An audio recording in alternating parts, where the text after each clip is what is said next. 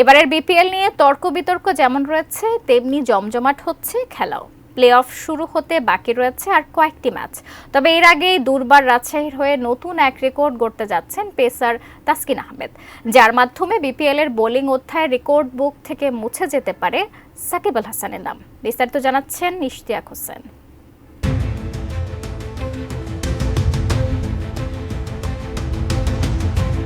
বিপিএলের এবারের আসরে অনেকটাই দুর্বল অবস্থায় রয়েছে দুর্বার রাজশাহী। সর্বমোট ৯ ম্যাচ খেলে জয় এসেছে মাত্র ৩টিতে। তাই তো দুর্বার রাজশাহীর প্লে অফে ওঠার স্বপ্ন বর্তমানে অনেকটাই অনিশ্চিত। তবে দলের অবস্থা খারাপ হলেও দুর্দান্ত পারফরমেন্স দেখাচ্ছেন পেস বোলার তাসকিন আহমেদ।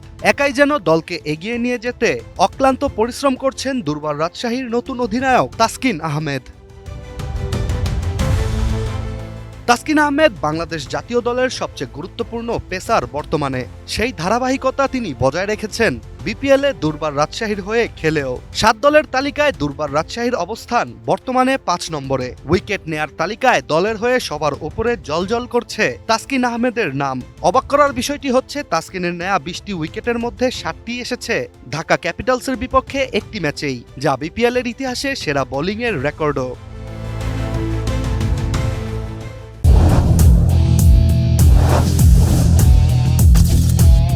তবে তাসকিন শুধু বিপিএল ইতিহাসের সেরা বোলিংয়ের রেকর্ড গড়েই থমকে যাননি।